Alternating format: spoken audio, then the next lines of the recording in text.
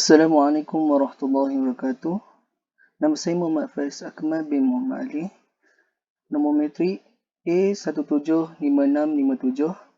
Hari ini saya akan membentangkan tugasan prototipe inovasi dalam ketenteraan iaitu Modern Military Compass with Qiblat Direction.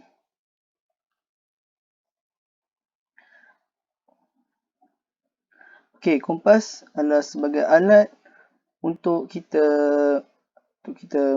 dapat tahu di mana lokasi kita, seperti untuk tahukan koordinat kedudukan pemetaan suatu perkara, terutamanya tentera. Tentera penting menggunakan kompas untuk mengetahui koordinat suatu kawasan. Kompas tu ada penjuru kan, ada utara, selatan, timur, barat. Itu penting. Walaupun telah digunakan daripada dahulu, kompas tu still guna pada zaman sekarang. Tapi kompas sekarang perlu di-upgrade supaya dapat ukur ketepatan, ukur pemetaan mata angin dengan tepat. Okey. Dengan informasi ni saya buat military compass kiblat ni. Ada komponen iaitu kompas tu sendiri dan disertakan dengan kiblat. Maksudnya kiblat tu berguna untuk orang Islam supaya memudahkan untuk mengetahui arah kiblat untuk solat. Okey, ini adalah contoh kompasnya yang saya akan terangkan.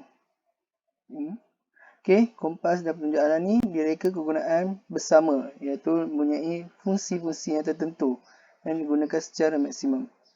Okey, yang kita sudah maklum, kompas kegunaannya untuk membaca mata angin dengan tepat. Betul, kompas ni yang moden ni special kerana dia ada Global Positioning System ataupun GPS. Maksudnya GPS ni digunakan untuk kita untuk baca lokasi kita dalam kita gunakan kompas. Tu GPS ni akan tahulah mana kita ada. Dan kompas ni selalunya tidak menggunakan bateri kerana dia ada medan magnet. Tapi kompas kali ini kita akan letakkan bateri, iaitu bateri lithium ion yang sebesar 1000 mAh. Dan kompas ni untuk kita mengikut data-data melalui GPS. Sebab GPS memerlukan bateri untuk kita nak dapat mengesan kompas itu. Okey. Data-data ni akan dihantar akan melalui GPS dan dia akan dihantar ke pusat pengkalan melalui satelit tentera dan dia akan mengesan kedudukan kita, kedudukan tentera di mana dan kedudukan musuh di dalam medan peperangan.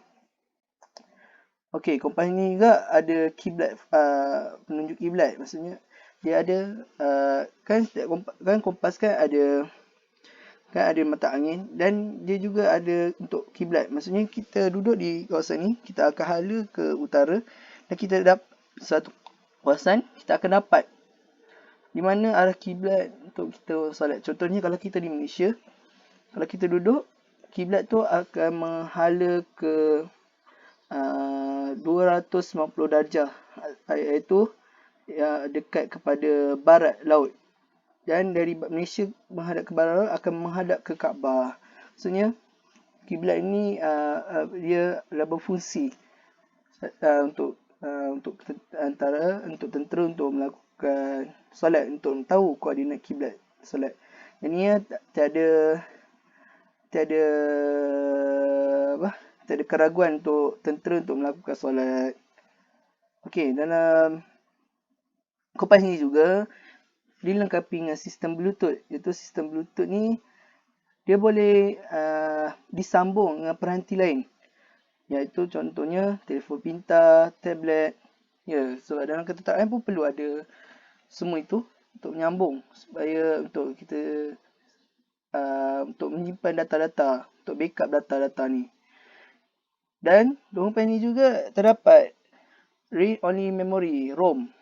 Seperti macam dalam phone, dia iaitu storage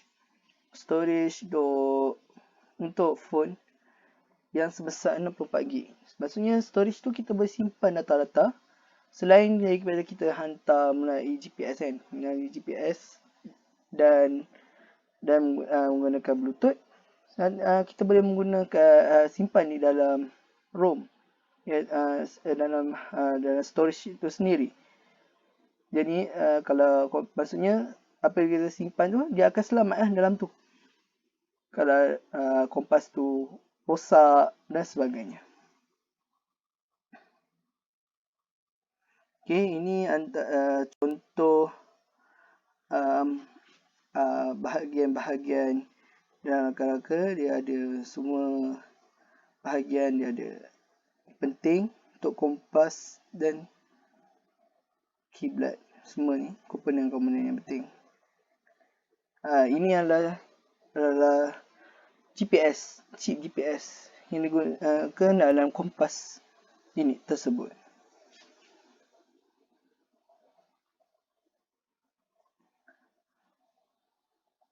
Okey, kompas ni juga mempunyai sistem radar. Ya, sistem radar ni adalah sistem yang moden. Maksudnya, walaupun kita menggunakan kompas, radar pun perlu ada supaya radar ni akan dapat spesifikasi di mana kedudukan musuh dan pasukan kita. Contohnya akan mengesan suhu, haba manusia dan lain-lain. Dan adanya GPS sekali dengan Bluetooth, dia akan hantar dan mengesan haba ni kepada pusat. Lepas tu kompas ini radar ini akan kesan radius sekitar 1 km persegi. Maksudnya dia akan mengesan kawasan-kawasan sekitar tu. Dan dengan ini dia akan kita dapat mengesan musuh di sekeliling kita dan kita lebih bersedia sekiranya musuh ingin menyerang kita. Okey. Dengan adanya GPS sistem tu hampir sama. Dan dalam radar ni akan kita ada keluarnya titik, iaitu titik hijau dan titik merah. Kalau titik hijau ni adalah kita punya pasukan kita. Pasukan kita akan dilengkapi dengan alat, satu alat ya, kita ada peranti kan. Peranti macam diorang ada bawa tablet ke atau bawa smartphone ke, dan akan bersama dengan kita punya kompas dan dia ada kita boleh dapat detect mereka, dia ada pasukan kita. Kalau titik musuh, diorang tidak ada apa-apa yang connection dengan kita. Jadi kita boleh dapat tangkap lokasi diorang. Dan pihak pusat pengkalan akan bantu mengenal pasti anggota tentera kita atau musuh. Pasukan tentera kita akan menyalakan titik hijau musuh dan titik hijau dan tentera musuh adalah titik merah.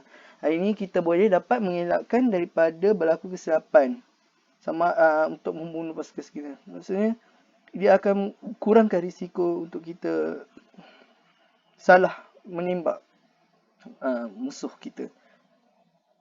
Padahal itu rupanya kawan kita. Okey, kelebihan kompas ini. Okey, kompas ni yang pertama iaitu perlulah kalis air. Kalau kalis air, maksudnya kompas ni lasak. Maksudnya boleh dibawa di dalam air sekalipun. Dan kompas ni berfungsi di dalam air, boleh kita bawa di dalam kita semasa menyelam dan lain-lain. Dan tahap kedalaman alat ini adalah sehingga 300 meter ataupun 30 ATM teknologi. Maksudnya pada kedalaman satu kompas tu terhad sehingga 300 meter dari dasar ke dasar laut, maksudnya ke dalam laut. Okey. Selain itu, kompas ini kalis retakan dan tahan. Sebab kompas ini dibuat pada carbon fiber. Ya, carbon fiber. kerana dia tahan, dia kuat dan serta ringan. Tu carbon fiber ni kebanyakannya selalu menggunakan industri kenderaan, tapi kita boleh menggunakan ni sebagai inovasi kerana carbon fiber ni sangat kuat, ringan. Sebab kompas ni kalau nak bawa ni berat kerana dia banyak. Sebab kita dalam kompas ni dah ada, kita letak dengan bateri, letak dengan GPS, radar dan sebagainya. Jadi kita nak ringankan kompas ni, kita kena letakkan dia punya rangka tu ringan, mudah untuk dibawa. Dan kompas ini juga yang kita telah sebut, dia mempunyai sistem GPS. Sistem GPS ni membantu dalam penggunaan kompas dan radar. Sistem ini sekurang-kurangnya mempunyai 14 satelit tentera. Maksudnya satelit ni, sistem GPS ni perlu memerlukan 24 satelit untuk mengesan kedudukan yang menggunakan kompas tersebut.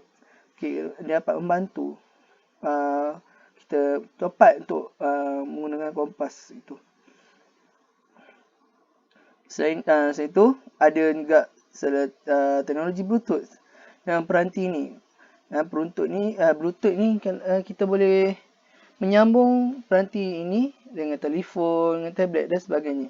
Dan juga dia boleh sebagai data backup kalau kita ada kita punya kompas tu rosak ke tiba-tiba ataupun hilang. Maksudnya data tu telah hantar ke pusat bekalan.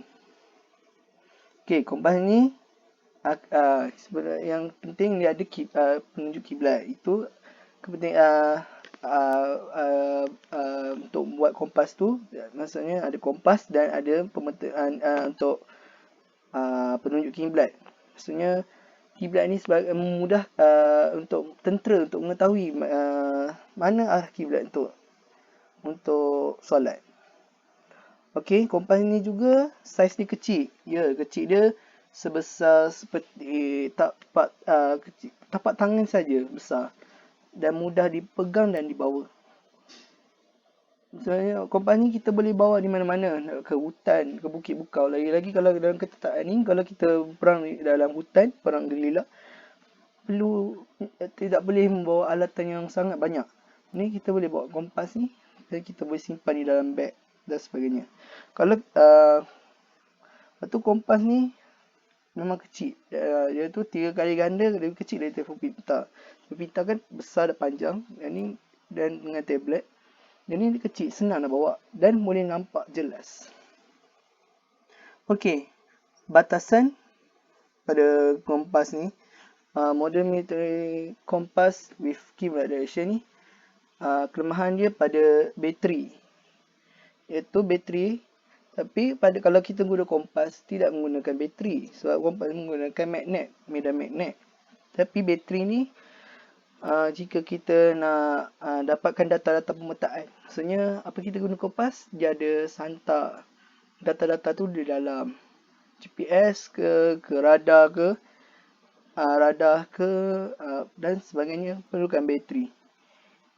Lepas tu bateri iaitu bateri lithium ion. Bateri ni adalah bateri yang bagus, berkualiti, tapi bateri ni kecil, hanya 1000 mAh. Tapi ini ikut bergantung kepada penggunaannya. Kalau penggunaan kita gunakan GPS, Bluetooth, radar, mungkin akan memakan kuasa yang tinggi, iaitu boleh bertahan dalam 4 atau 5 jam. Ya, kalau kita guna sentak memang macam tu. Sebab dalam peperangan kita perlukan penghantaran maklumat yang cepat, pengasanan yang cepat dan sebagainya. Jadi kalau kita update maklumat tu, dia akan mengurangkan bateri. Lepas tu setelah dia sampai limitnya, kompas ni perlu dicas selama 2 jam sebelum kita guna. Maksudnya cas penuh tu dalam 2 jam. Lepas tu kena bawa alat pengecas. Pengecas dia sangat menunjukkan, kerana kalau kita di lautan, mana kita nak mencari bekalan elektrik. Kecuali lah kita ada membawa kenderaan tentera yang mempunyai cas elektrik. Jadi dia akan merencatkan prestasi anggota tentera dalam operasi. Justru perlu ditambah baik dalam segi penggunaannya. Selain itu, bahan kerangka kompas, bodi kompas tu dan komponennya sangat mahal. Pertamanya, lepas tu badan kompas tu dibuat pada carbon fiber. Walaupun carbon fiber ni ringan dan kuat, tetapi carbon fiber ni adalah sangat mahal. Sangat mahal. Jadi mahal pada harganya. Jadi kerana kita nak suatu kualiti pada kompas tu kenalah kuat, ringan. Sebab ringan, kuat supaya ia boleh gunakan dengan lama. Tu ringan, mudah untuk dibawa. Yang kedua, komponennya yang mahal. Komponen pentingnya mahal kerana contohnya batu magnet khas di dalam kompas. Ia sangat kecil, tapi dia perlu yang berkualiti supaya dapat membaca kompas tu dengan tepat. Lepas tu macam komponen radar, GPS, bateri, semua kena mengikut saiz kompas tu. Maksudnya sangat mahal. Dia perlu ditempah khas. Ya, bateri dengan saiz tu dengan kompas yang kecil mahal. sistem GPS dan sistem read only memory ROM tu sangat mahal sebab kita tidak sebab saiznya kecil. Kerana dia kata kalau saiz dia kecil 3 kali dari phone. Kalau dia saiz seumpama phone, kita boleh ambil komponen phone tu. Komponen phone tu boleh kita guna untuk di dalam kompas, tapi saiz dia sangat kecil. Jadi kita kena buat yang baru. Lepas tu saiz yang kecil juga bagus untuk kita bawa, tetapi kemungkinan kita akan tercicir, akan terjatuh. Dan kompas tu sangat mahal. Jadi perlulah jaga dengan baik-baik kompas tersebut. Okey, cadangan dan rumusan. Okey, projek ini dan inovasi ini yang saya lakukan ni untuk memudahkan anggota tentera untuk menjalankan tugas dengan cepat dan efisien. Walau bagaimanapun, perlu ada penambahan dari masa ke semasa. Yang pertama, penambahan daripada radius radar, iaitu radius radar tu daripada 1 km persegi ke 4 km persegi. Maksudnya daripada kawasan kita untuk mengesan radar tu yang kecil, kita perlukan tingkat lagi lebih luas supaya dapat mengesan pihak musuh yang lebih jauh lagi. Dan tetapi perlu ditambah lagi penyelidikannya serta akan menanggung kos untuk penaik tarafan kompas ini. Okey, yang kedua, dari segi jangka hayat bateri, okey, perlu ditingkatkan sama ada untuk menambah kapasiti bateri dengan bateri macam contohnya, kalau contoh ni bateri tu saiz dia 1000 mAh, boleh kita tambah sama ada 2000 ataupun 3000 mAh. Ataupun kita letakkan sistem saving power ke dalam kompas tu. Seperti macam phone dia ada power saving kan. Kita boleh letak tu, mod tu. Lepas tu penggunaan bateri lithium ni sangat baik kerana mempunyai ciri keselamatan di taraf dunia. Sebab bateri banyak ada pakai lithium ion, polymer ion dan sebagainya. Tapi lithium ion ni bagus sebab baterinya tidak mudah meruap dan sebagainya. Tetapi perlu ada kenaikan kos lah untuk penggunaan bateri lithium ion daripada lithium polymer. Ni bateri polymer ni murah sikit. Okey, pemasangan sistem penyimatan bateri dapat mengawal penggunaan kompas tersebut. Okey, selain itu, storan pada kompas tu dalam ROM dia, iaitu read only memory, perlu dibesarkan sekurang-kurangnya 128 GB yang pada dahulunya dipakai 64 GB. Jadi kalau kita pakai 128 sekurang-kurangnya, kita dapat menyimpan data-data yang lebih banyak. Selain kita daripada hantar data tu, kita boleh simpan sebagai catatan kita. Okey, Lepas tu kalau kita dapat simpan ROM yang besar, storage yang besar, kita boleh simpan maklumat yang lebih banyak dan boleh digunakan kupas itu dengan lebih lama. Okey, kalau projek ini dapat dipertimbangkan di kalangan dalam tentera menggunakan kelebihan dan pengetahuan mereka untuk menambah baik lagi dan transformasi pada prototipe ini. Okey, saya akhir ini. Penghasilan prototipe ini untuk kegunaan ketenteraan adalah satu pengalaman yang berharga. Dalam usaha untuk memikir, mencipta dan membina prototipe ini dapat membuka minda dan kreatif saya. Hal ini membuktikan bahawa bidang ketenteraan bukan saja untuk menjadi tentera, tetapi menjadi rakyat yang menyumbang pada pemikiran tetangga untuk membantu tentera untuk membina alat pertahanan. Itu penting. Kerana kita sebagai rakyat, kita perlu tahu akan kekuatan kita dan kita perlu menyumbang akan kita. Lagi-lagi kita yang bukan profesional daripada bidang ketenteraan, tapi kita ada yang kejuruteraan dan sebagainya. Kita perlu bantu macam mana kita nak menginovasikan tentera untuk bagi tentera kita ini cerdas.